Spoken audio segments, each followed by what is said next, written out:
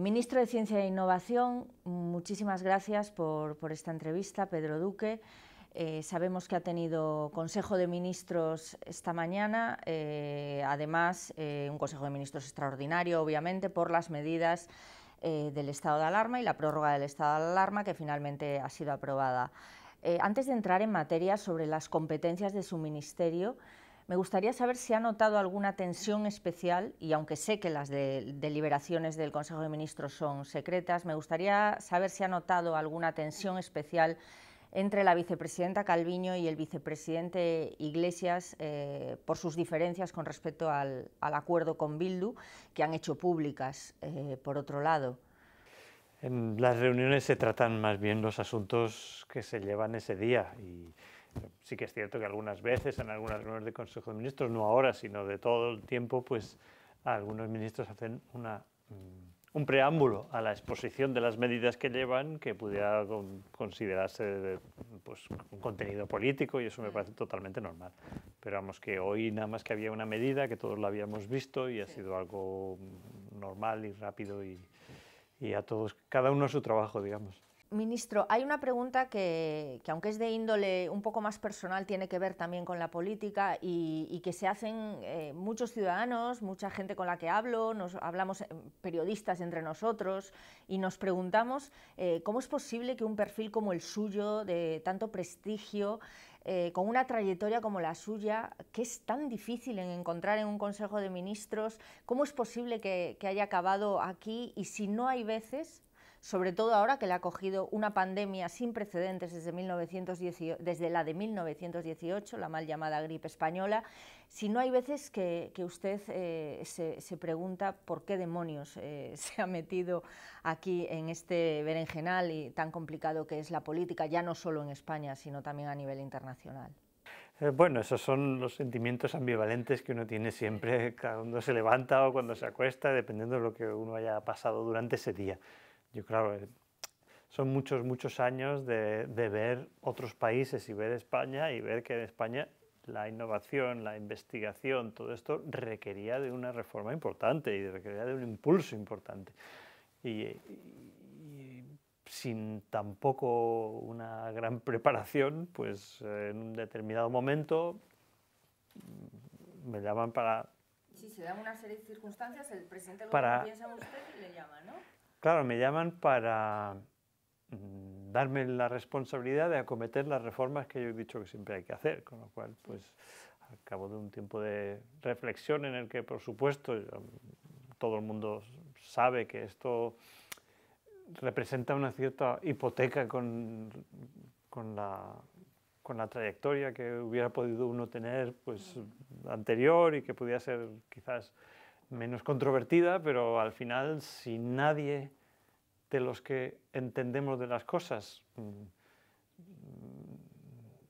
nos ponemos a la dirección del país en esas cosas de las cuales entendemos, pues nunca llegaremos a nada. Entonces, de alguna manera, también me influyó toda la experiencia de muchos meses de trabajar con John Glenn. Él estuvo en la política un cuarto de siglo y él siempre nos repetía, y de hecho él tuvo unas iniciativas muy importantes en Estados Unidos, siempre nos repetía, si no conseguimos que la gente decente se meta en política, va a ser muy difícil que arreglemos los países. Ministro, ayer jueves, compareció en la Comisión de Ciencia del Congreso de los Diputados, explicando las fórmulas de su departamento en la lucha contra la COVID-19, y habló particularmente del proyecto de vacuna en el que se está trabajando en el Instituto de Salud Carlos III, dependiente del Ministerio de Ciencia e Innovación, su ministerio. ¿Podría decirnos y explicarnos en qué punto se encuentra ese proyecto de vacuna y para cuándo o qué fechas aproximadas calculamos que podríamos tener una vacuna en España? Tenemos 10 proyectos, creo que todos están financiados desde ese lado. Aparte, hay unos que tienen una financiación diferente, otros dentro del fondo, pero vamos, en total hay 10 proyectos de vacunas en España diferentes, con diferentes puntos de vista, diferentes aproximaciones científicas, diferentes tecnologías de conseguir la vacuna, y bueno, tratamos de que nuestros investigadores tengan la oportunidad, todos los que tengan ideas diferentes, de todos llevarlas a cabo. Nadie sabe ahora mismo si este virus permite que se haga una vacuna efectiva y que dé, digamos, inmunidad para siempre. Todo esto todavía se está estudiando, no ha dado tiempo de saberlo. Pero lo que no podemos hacer es, por supuesto, no intentarlo. Y por lo tanto, nuestros investigadores tienen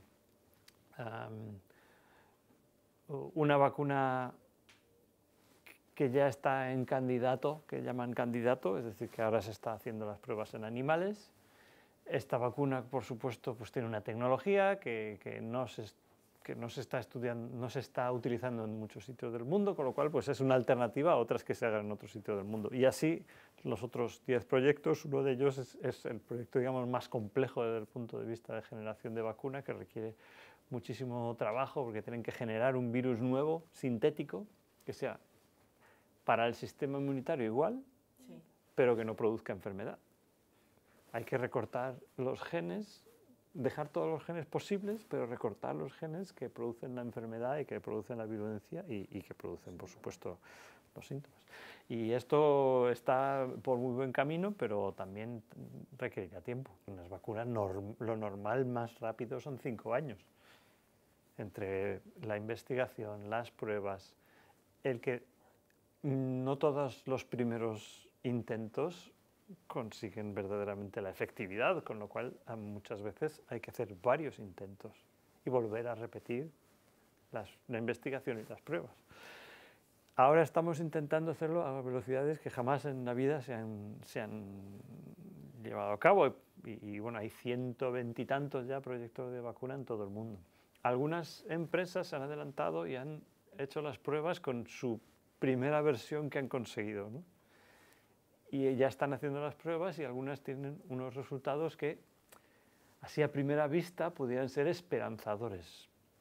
Pero yo creo que hasta fin de año no sabremos siquiera si verdaderamente hemos encontrado una solución para esto. Hoy precisamente hablaban de una vacuna en Reino Unido, que sí ya se va a probar en humanos. ¿Qué diferencia hay entre que la vacuna, más allá del prestigio obviamente, que la vacuna se encuentre en España antes que en otros países? Bueno, esto va a ser más una cuestión de grado que de una carrera. Es decir, sí, habrá unas vacunas antes, pero no necesariamente van a ser mejores, y todo esto tendremos que irlo viendo durante este año y los primeros meses del año que viene. ¿Y qué diferencia puede haber? Bueno, la primera, aparte del prestigio, las publicaciones de nuestros científicos, todo esto es muy importante, pero hay otra cuestión muy importante y es que si nuestros científicos de los fondos públicos, financiados por fondos públicos, son los que producen ese descubrimiento y tienen esa tecnología, pues lógicamente será más fácil hacerla accesible al ciudadano, habrá menos barreras que son comerciales, pero también habrá menos barreras que ahora mismo se está viendo incluso que ocurren de política y de geopolítica y de vetos de unos a otros. Todo el mundo tenemos que tener, si tenemos esa capacidad científica, tenemos que intentar poner esos resultados en la balanza, cuando ocurra este equilibrio entre cuánto nos cuesta la vacuna, si antes nos da las dosis, todo esto hay que ponerlo en la balanza y nosotros estamos intentando poner de nuestra parte cuanto más en nuestro lado de la balanza. Claro. ¿Son leales las farmacéuticas cuando descubren vacunas y demás? ¿Son leales, quiero decir, a nivel de interés general? ¿O aprietan el tema económico y tienen otras prioridades? Yo he trabajado en una empresa y tú tienes que ser leal a los accionistas de la empresa, es que eso es lo normal en toda empresa y sí, funciona. No deja de ser un negocio, pero cuando todo es... Y la gente al final tienes que pagarle los sueldos y para pagar los sueldos tienes que ganar dinero, entonces todo esto es lo normal. Sí. Y lógicamente ahora se está produciendo un fenómeno que seguramente es temporal de empresas que dicen que van a ofrecer a precio de coste únicamente. Ya se verá, porque Ya se esto verá, cuando claro. se firme el contrato se verá si de verdad es cierto o no, pero es lo normal. Yo, si estuviera en una empresa farmacéutica, pues haría exactamente lo mismo. Intentaría sacar el producto cuanto antes mejor, intentaría que me compraran por adelantado, Sí, además. antes incluso de saber si funciona. Ya. Es que es lo normal. Ahora, nadie está utilizando la cuestión comercial pues en detrimento de la vida de las personas. Yo eso no lo veo. ¿Es partidario, por ejemplo, de una industria pública farmacéutica, aunque sea europea, ayudaría el tema de la innovación? Y vuelvo un poco a la misma cuestión, ¿no? A Yeah. poder un poco separar los intereses comerciales de la salud pública. En general hay muchísimas soluciones para todo y no necesariamente el que haya empleados públicos trabajando en una factoría es la solución a que el público tenga acceso a los productos. Es decir, hay muchas otras soluciones. Por ejemplo, nosotros estamos hablando con industrias farmacéuticas que están en España, que tienen su producción y que son capaces tecnológicamente de fabricar vacunas, y bueno, estamos contactando con ellos por si pueden trabajar también para el gobierno. Se lo vamos a comprar toda la producción, pero es el tener empresas a las cuales puedes dirigirte desde el gobierno y hacerles una compra y que haya competencia entre ellas, pues también funciona muy bien. Yo creo que el problema mayor de tener industrias públicas suele ser que se hace con ellos cuando el mercado soluciona todo, cuando no hay una tensión del mercado. Entonces eso ocurre en todos lados.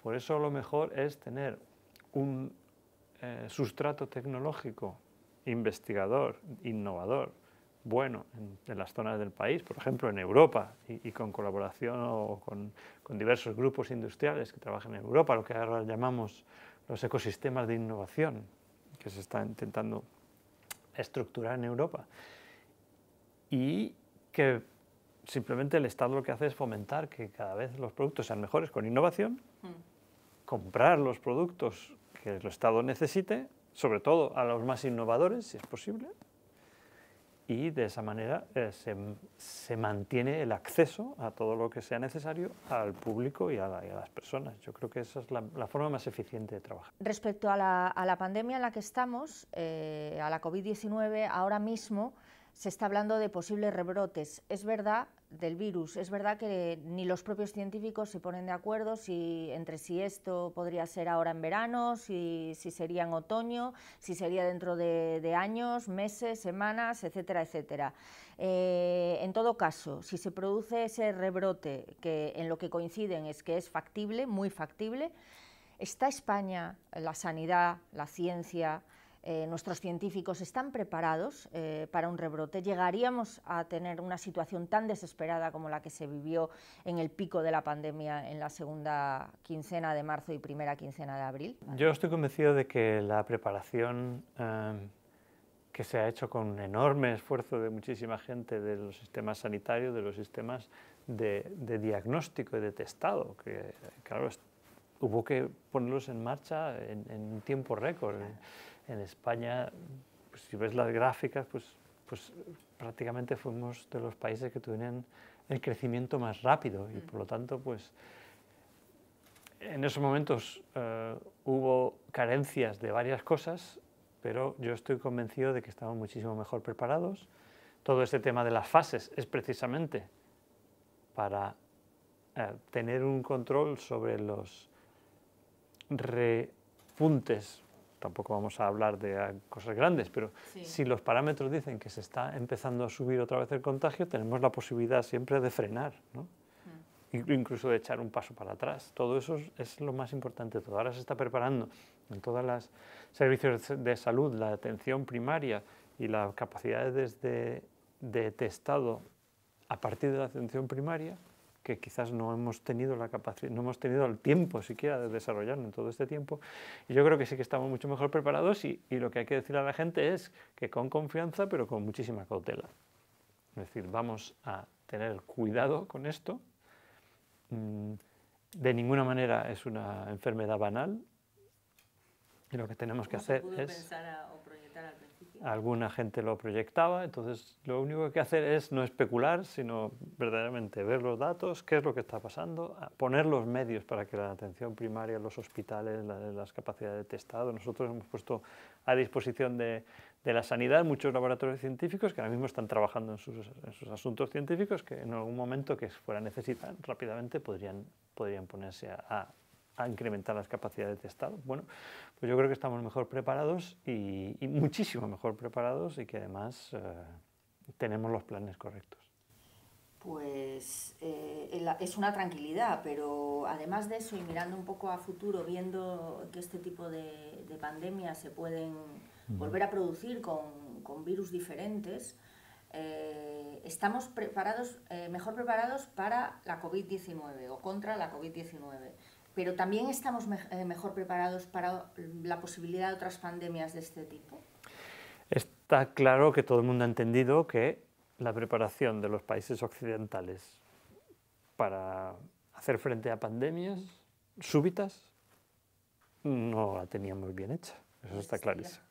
O no existía en muchos casos ni siquiera el plan. Ni se tenía en cuenta, ¿no? Es verdad que era muy difícil hablar a priori, es como lo de explotar la burbuja inmobiliaria, sí, pero ¿quién revienta la burbuja inmobiliaria cuando todo el mundo está ganando dinero y teniendo trabajo?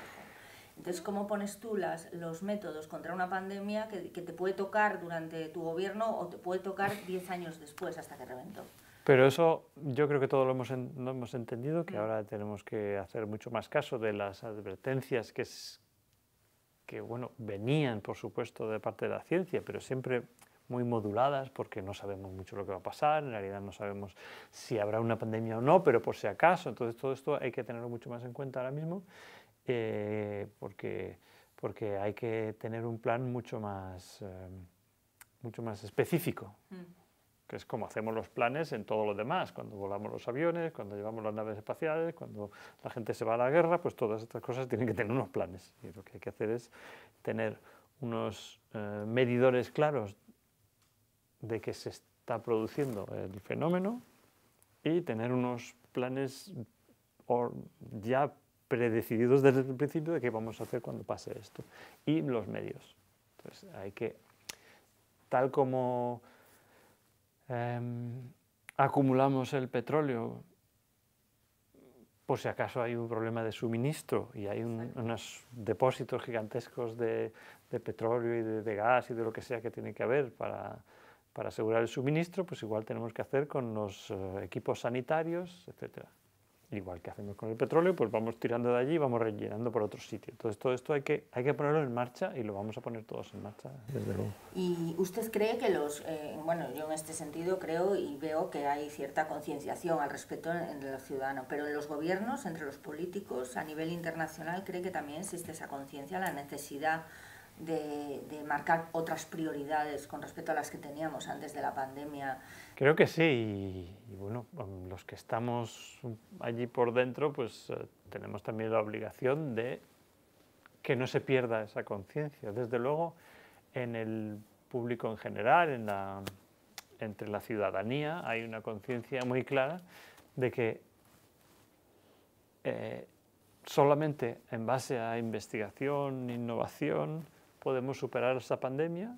Yo creo que estamos empezando también a hacer calar el mensaje, que también es cierto, de que solo con investigación e innovación podremos tener un futuro como economía. Todo el mundo ha entendido también que la reacción que hizo España en la anterior crisis en respecto al fomento de la innovación y la investigación fue contraria a la reacción que tuvieron los demás países, y errónea. Y ahora lo que tenemos que hacer es concienciarnos de que este es el momento, es decir, ahora todo el mundo lo entiende, por lo tanto es o reformamos y reforzamos la investigación y la innovación en España ahora, pues yo creo que nunca, porque es el momento ahora. Ayer, el jueves, en la Comisión del Congreso, efectivamente nos contó que el CSIC había aumentado sus donaciones desde los 60.000 euros, donaciones privadas desde los 60.000 euros del año pasado hasta los 10 millones de euros recaudados durante la pandemia. Claro, esto es un hecho insólito. Significa que efectivamente las prioridades políticas van a cambiar junto con las prioridades ciudadanas y vamos a tener por fin la financiación que merece la ciencia y la innovación y el prestigio, que además es redundante en todo, para todos los científicos y para todos los trabajadores de su ministerio y ámbitos relacionados. Al menos una pequeñita parte de nuestros impuestos debería dedicarse más a la investigación y la innovación, ¿no? Y bueno, en concreto todas las donaciones que ha recibido el CSIC, creo que como cada día llegan nuevas, ahora mismo me parece que son alrededor de unos 10 millones de euros, pero no estoy muy seguro. El año pasado creo que habían sido 60.000 euros, es que es abrumador. Este no es el sistema tampoco, es decir, el sistema debe estar estabilizado, los presupuestos del Estado deben dar una contribución que sea parecida a la de los otros países europeos donde que les va mejor económicamente y les va mejor porque pusieron ese dinero antes y por lo tanto las donaciones no pueden ser la solución al problema estructural de la ciencia y la innovación en España, eso es obvio, pero están resultando de una enorme utilidad porque es dinero que es mucho más fácil de utilizar, es un dinero, al no venir de los presupuestos generales del Estado, pues no necesita pasar por toda una serie de ciclos de aprobación, etcétera, y por lo tanto el CSIC está haciendo multitud de proyectos. Yo creo que tenían docenas y docenas de proyectos nuevos, parte ayudan a los proyectos de vacuna, parte ayudan a proyectos de encontrar fármacos nuevos, parte están dedicándose a nuevas formas de ventilación y limpieza del aire, también relacionado con esto, parte están dedicándose a estudios multidisciplinares, incluyendo las ciencias sociales, cómo hacer que la gente perciba mejor, cómo hacer que la gente reaccione de manera que todas las medidas sean más efectivas y que en general haya más felicidad entre la gente dentro del confinamiento y el luto que todo el mundo tiene. Pues todos estos proyectos se están financiando, en parte también gracias a las donaciones, que ya digo, es algo que sirve muy a corto plazo y es enormemente importante, pero lo que tenemos que hacer es dar el paso hacia el futuro y estabilizar. Es importante, además creo, no sé si está de acuerdo, hacer pedagogía con respecto a que la inversión en ciencia no es inversión tirada, porque dicen, bueno, es que hay ensayos que no sirven para nada, que no es inversión tirada, sino los retornos que tiene esa inversión. ¿Podría hablarnos un poco de esos retornos que tiene la inversión y la buena financiación de la I+D para la ciudadanía y para la economía en general? Usted lo decía al principio, o sea, un país financiado correctamente en su ciencia y en su investigación es un país rico también. Sí, esto es digamos, un punto incluso más importante o un área en donde la reforma que tenemos que hacer debe incidir especialmente. Es en favorecer el retorno de la transferencia de los resultados de investigación al sistema productivo, a la economía, etc. Eso la gente yo creo que lo va entendiendo, solo porque conseguimos mantener la financiación, aunque precariamente, de todos estos laboratorios que ahora están buscando vacuna, ahora son capaces ya de empezar en un punto en el cual ya la distancia es poca, ¿no?, a la solución. Pero eso viene de muchos años, son 20 y tantos años del laboratorio de coronavirus del Centro Nacional de Biotecnología. Sí. Si no les hubiéramos dado dinero, pues ahora mismo es que ni siquiera con todo el oro del mundo seríamos capaces de desarrollar una vacuna. Eso tiene que venir de un flujo anterior, de una preparación, etc. Y pasa con todas las demás áreas.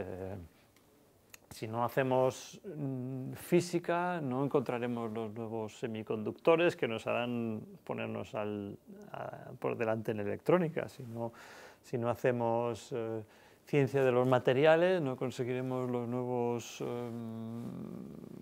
pues, motores eléctricos que nos harán y las baterías que harán que podamos no perder el tren con respecto al transporte eléctrico, por ejemplo. Todas las áreas de la ciencia, incluidas por supuesto también las ciencias sociales, las ciencias más dedicadas al humano,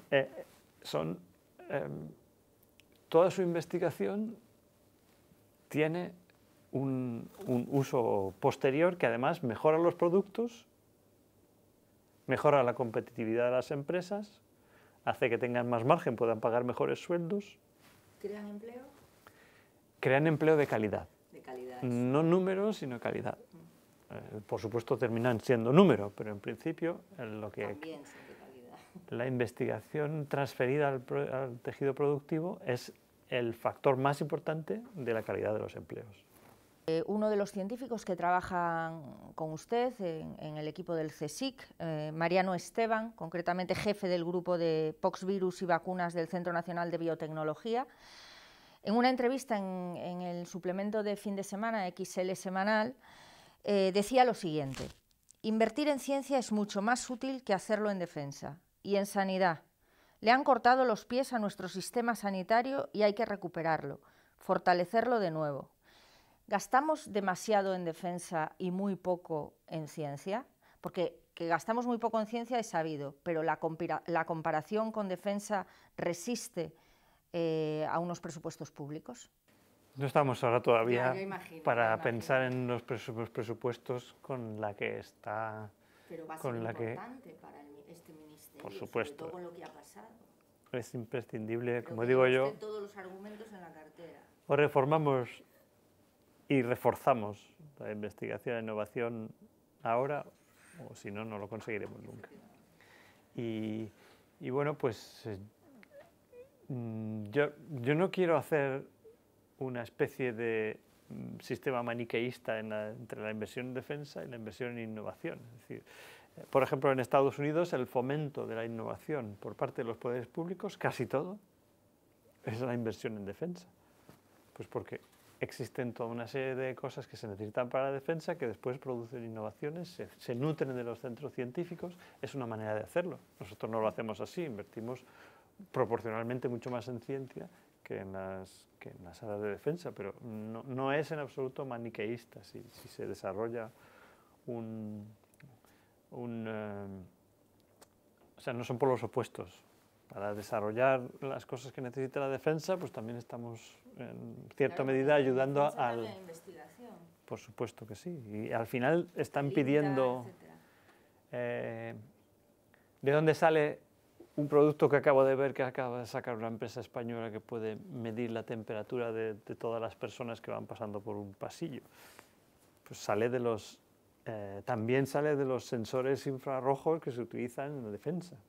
Entonces no se puede dividir de esa manera, pero aún así sí que es cierto que la inversión en investigación e innovación en España está entre los público y privado, está más o menos a la mitad de lo que debería ser, y ahí es donde tenemos que incidir. Por último, me gustaría preguntarle, bueno, pues por una preocupación generalizada en determinados ámbitos que tiene que ver con el consumo de la carne y que tiene que ver también con la transmisión del virus, en este caso de este coronavirus particular, desde animales hasta personas, y que ha provocado, por ejemplo, el cierre de los mercados húmedos en Wuhan y confío que en toda China. Más allá de la ética que supone en el mundo animal la industria cárnica intensiva, realmente es hora de revisar los parámetros de control de estas granjas, macrogranjas de la industria cárnica, teniendo en cuenta lo laxos que resultan a veces, ya no solo en cuanto al sufrimiento de los animales, sino en cuanto a lo que podría ser la salud de los seres humanos. Yo no sé, yo creo, o sea, no lo sé en detalle, pero creo que podemos estar muy, muy orgullosos de las estrictas normas sanitarias que rigen en España para producir la comida. Es algo tremendo de la poquísima incidencia que tienen intoxicaciones o algo por el estilo, partiendo de productores españoles. Es que prácticamente ni se conoce. Es una cosa que, claro, salen los periódicos una vez cada 3 o 4 años mucho porque se producen poquísimas. Yo creo que todas estas normas están muy bien aquilatadas y que podemos tener confianza en las personas, los inspectores que hacen que se cumplan. Claro, lo que no podemos hacer es comparar eso con un mercado donde se venden los animales cazados en la naturaleza, se venden vivos para que la gente los mate en su casa. O sea, es que esto ya hace ya 25 años o 30 que en España ni se concibe una cosa así. Tenemos que pedir a los otros países que hagan unas normas que se parezcan un poco más a las normas europeas y españolas. No hay ninguna indicación de que el consumo de carne o la comida haya producido nada de lo que estamos pasando ahora, ni siquiera en China. No es por consumir la carne, es por vivirlos con los animales vivos. Ministro de Ciencia e Innovación, Pedro Duque, muchísimas gracias por atender a público, muchísimas gracias por esta entrevista y muchísima suerte, que será la de todas y la de todos. Gracias. Y gracias por el interés. Gracias.